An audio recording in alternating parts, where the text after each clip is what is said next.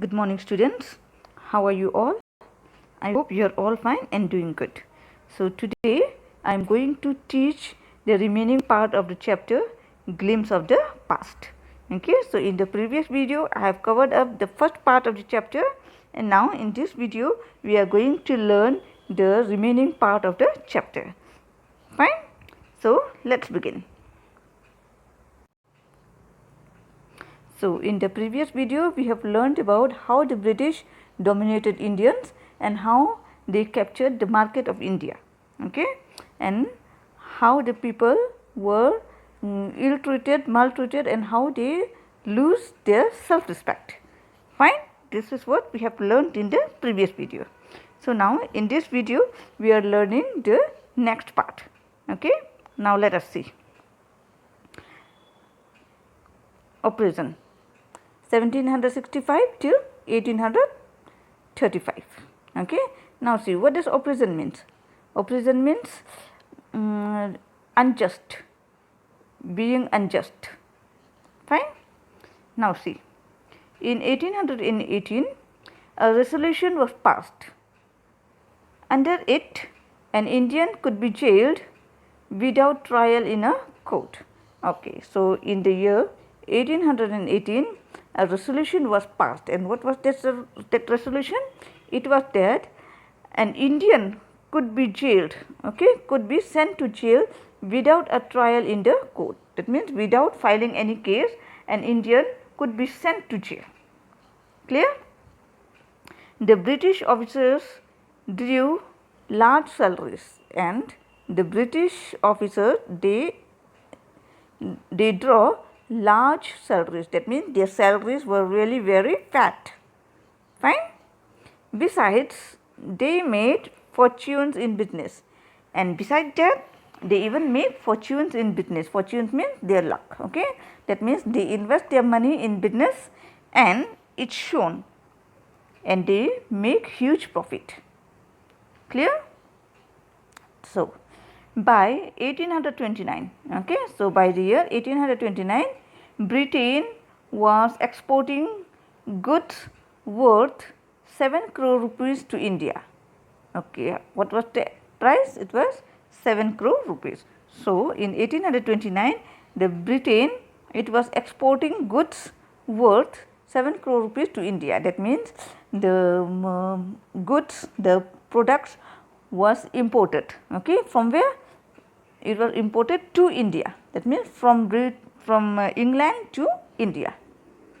Clear? Even the British Governor General of India, Bentinck, reported to England. Okay, and even about this thing, the British Governor General of India, who was he? Bentinck. Okay, he reported to England. He gave the report to England about the economy of the India. Okay, and what did he report? He reported that the bones of cotton weavers are bleaching the plains of India.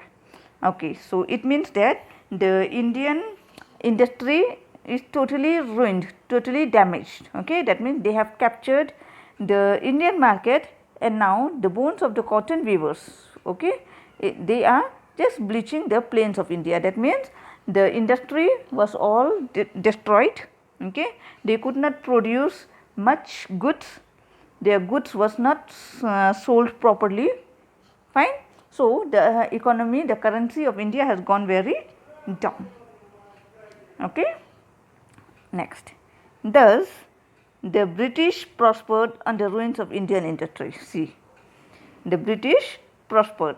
Prospered means ugna, okay, to make successful in terms of money, in terms of business. Okay, they prosper. So the British prospered on the ruins of Indian industry. Ruins of Indian industry means Indian industry के बर्बादी से ही उन लोगों ने अपना prosperation शुरू किया. Fine? Did you get, all of you? So it means that the Indian industry was totally ruined. Okay, when the Indian industry was ruined, then what happened? The British, okay, the Britishers, they brought products from England and they sell in India. Okay, and their own khadi, homemade products is not available in the market. So people, they are bound to buy the goods from England, okay, and even the price of those goods are very high. But since they are bound to purchase, the Indians are bound to purchase, so they purchase it at a very high price. So what does it show? It shows that Indians are becoming weaker financially, okay, because they are not getting any profit, they cannot sell their own product. Instead, they have to buy the products of England at a very high price. Clear? So thus the British prospered on the ruins of Indian society. Clear? Okay, next. Dissatisfaction. Dissatisfaction means the state of being not satisfied. Okay, like suppose if you have gone to a restaurant to eat something, okay, and you have seen the menu, okay, there are so many dishes and you have ordered, okay, of a very high price. So after having that the things which you have ordered, okay, those dishes, you tasted that is not very tasty, it's not yummy, okay, but in the end you have to pay the bill, yes or no? So what will you say? You will say the meal was dissatisfaction, okay, that means you are not satisfied with the meal. So here let us learn about dissatisfaction from the year 1835 till 1856. Clear? Okay, now see what happened in between 1835 till 1856. Now see, in 1835, Lord Macaulay, okay, suggested that the medium of education in India should be English. What did he propose? He proposed the medium of education in India should be English. So that means earlier, before 1835, the medium of education was not English, it was Hindi. But in the year 1835, Lord Macaulay suggested that the medium of education in India should be English. Then the proposal was carried. The proposal was carried, that means इस बात को मंजूरी मिल गई थी, okay, and they established schools with English medium. Clear? So the aim was to produce an army of clerks to assist the British. So what was the aim of introducing English medium of education in India? So the aim was, what was the aim? The aim was to produce an army of clerks, okay, to produce an army of clerks to assist the British. So what was the main reason? What was the main aim? The main aim was to propose the army of clerks. Okay, so now who are the clerks? The clerks are the officers of the lower rank. Okay, they are not the officers of the higher rank. So what was their aim? Their aim was, if they could educate the Indians from English medium through English medium, then it would be beneficial for the British to give work to the Indians at a very less salary. Okay, so these Indians would work with very less salary, okay, and they have to pay a very higher rate. They have to give a very lower rate. Clear? Now see, it happened, but it also produced a new generation of intellectuals. Okay, so this thing happened, that means it went on smoothly, okay, but the outcome of it was that it also produced a new generation of intellectuals. Okay, so what happened? Some of them tried to educate the masses. Okay, so now let us examine that. I am one of them, okay, and I have been educated with English medium. Fine. Then when I am educated, then what would I do? I would definitely try to educate the masses. Okay, I would definitely try to educate the masses. Masses means log, okay, the common people. Fine. Okay, and the other thing was also that some decided to convey the grievance to the people of the people to the British Parliament. Okay, and some of them, they were very highly qualified.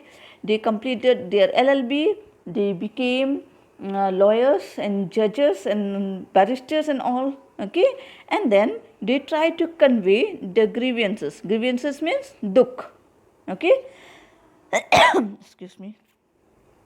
They tried to convince the grievances of the people to the British Parliament. That means they went and they filed a case against the British, claiming that the Indians are being tortured by the Britishers. Fine. So this was the outcome of getting education through English medium in India. Clear? I hope it is clear to you. Okay, next.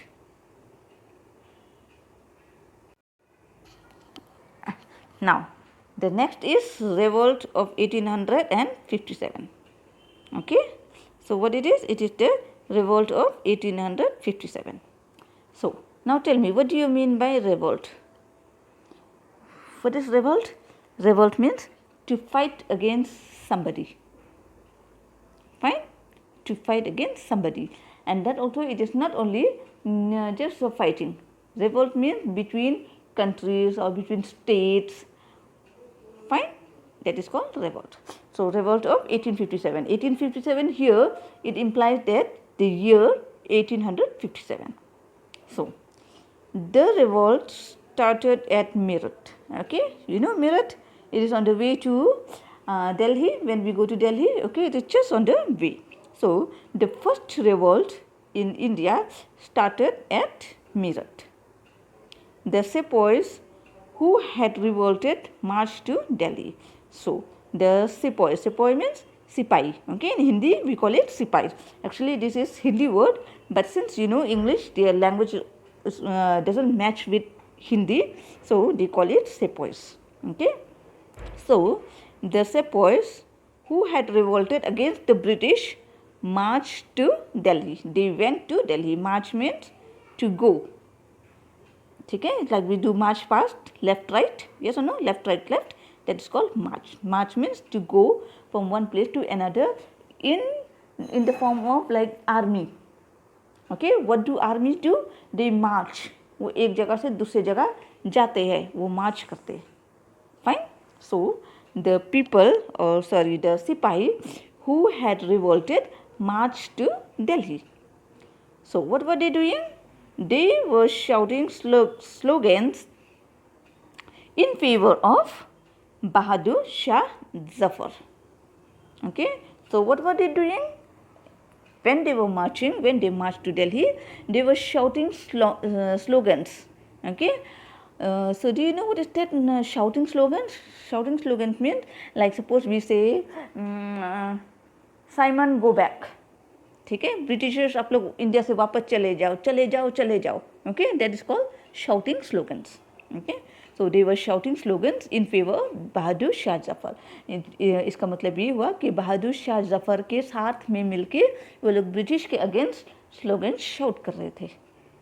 Clear? Okay. The rebellion spread wider. Okay, so now this rebellion में जो हम लोग team बना करके किसी हमला करते हैं, that is called rebellion. Okay, revolt means हमला हो जाना, हमला कर देना.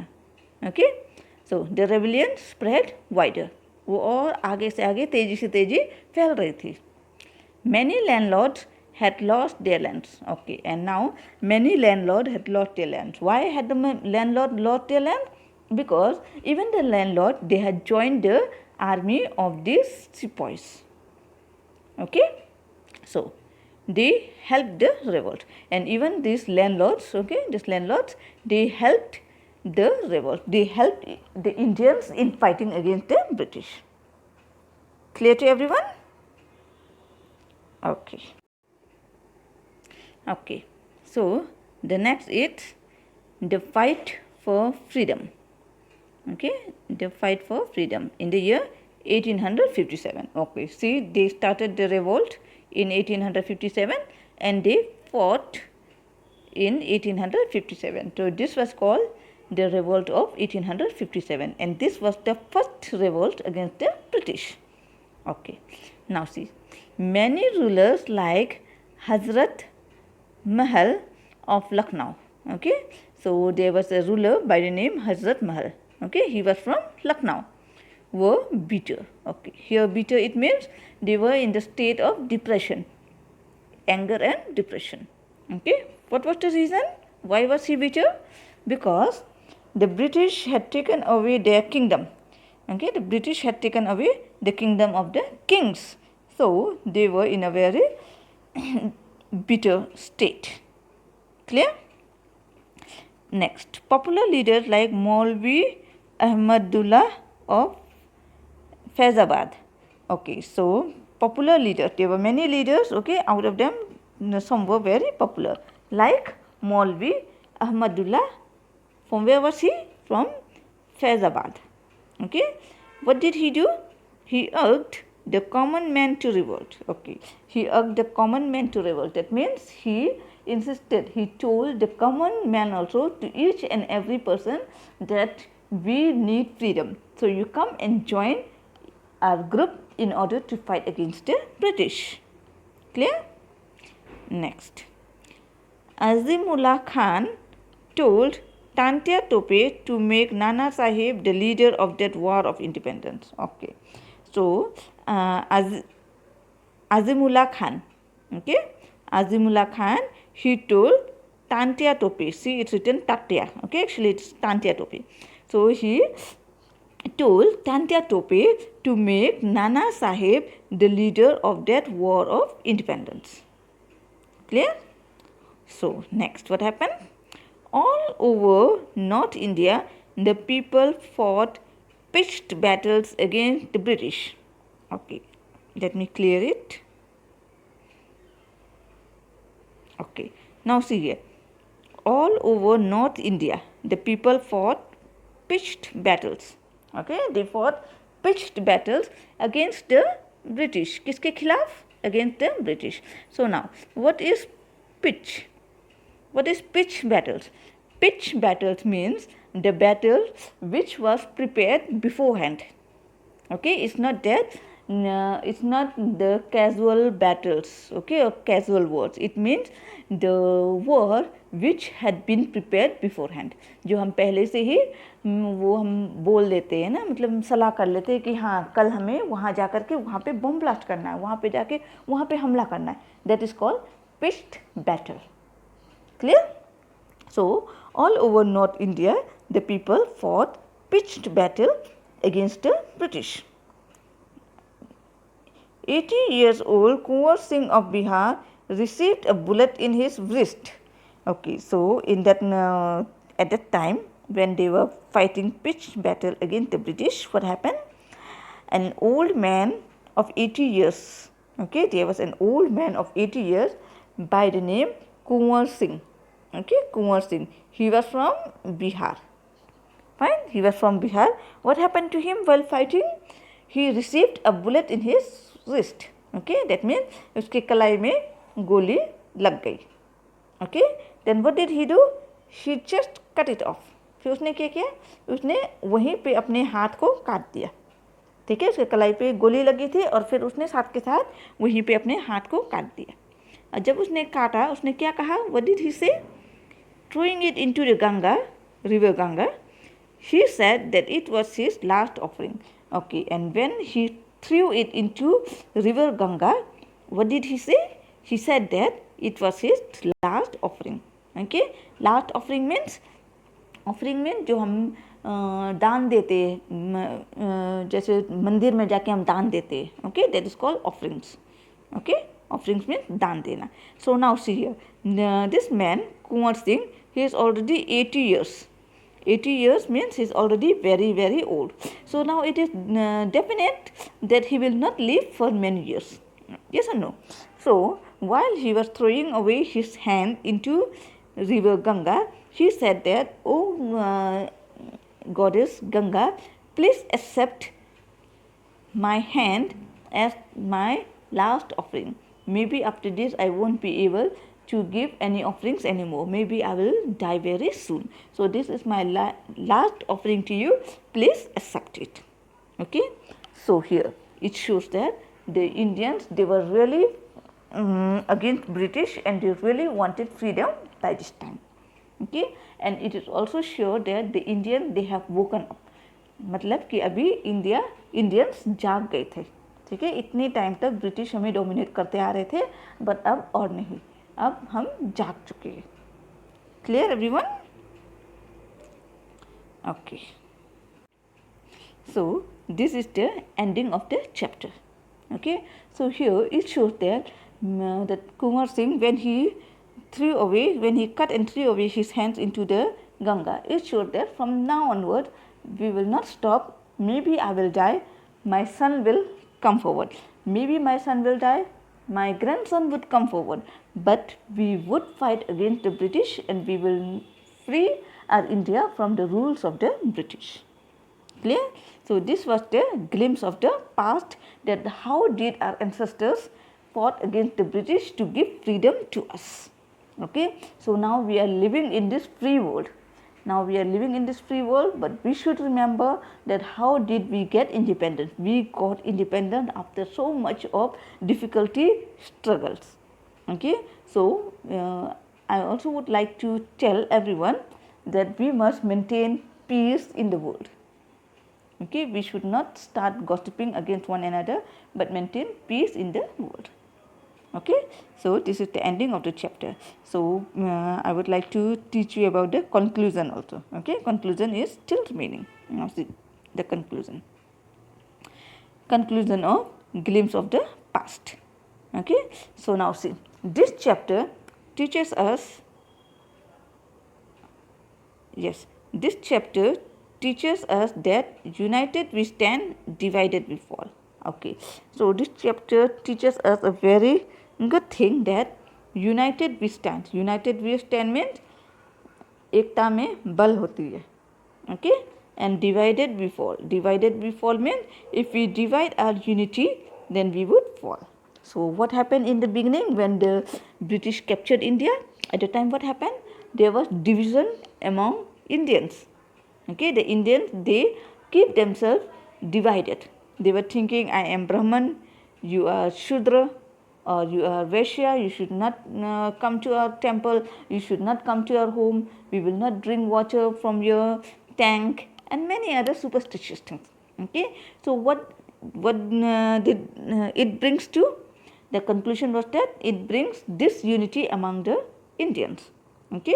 So when there is no unity, then there won't be any strength, and if there is no strength, then definitely we would fall. Okay. So later on, when they realized that British are dominating Indians, okay, they are dominating us. Why? Because we don't have unity among ourselves, in our brotherhood. Okay.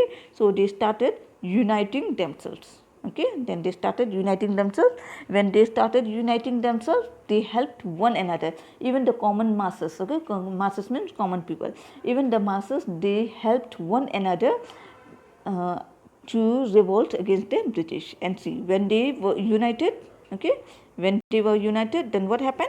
They received freedom. Okay. This unity brings strength. Okay. When they were strength, then British understood that it is now impossible to capture Indians anymore. It is impossible to keep them under control. So what happened? Then they have left India. Yes or no? Okay. Next. It also teaches us that in order to be successful in anything we do, we need to be organized. Okay. And this chapter also teaches us that if we want to be successful in anything we do, okay, suppose if we want to do anything and we want to be successful in that, so what we should do? We need to be organized. We need to be organized means everything must be in this proper order. Everything must go properly. It's not that we think and we act. We must make a unity, think out the plan, think about the result of it, consequences of it, whether what will be the pros and what would be the cons of it. Okay. And after that, if we start a project or if we start to do an event or anything, then only we will be successful. Okay. So this is what the chapter Glimpse of the Past teaches us. Fine. So I hope you have enjoyed the chapter. Okay, it's really very interesting chapter because it teaches us, it showed us that how did we get independence. Okay, and now we are breathing a very free air. Yes or no? So we should maintain it. We must always be in unity so that no other country try to attack us or seize our power or freedom from us. Okay, so I want all the students, all of you, maintain peace with your friends, with your neighbors, and with everyone. Okay, and let these things be shown that we have a good unity among ourselves. Clear? Fine, everyone? Okay. So I am going to end up the chapter here. Okay. Thank you for watching. Bye bye. And remember, student, that in the Zoom class, I will ask you a question from here. I am not going to teach you the chapter again. Okay. I will just ask you anything from in middle of the chapter. Okay. So watch the video again and again for better understanding. Okay. Thank you.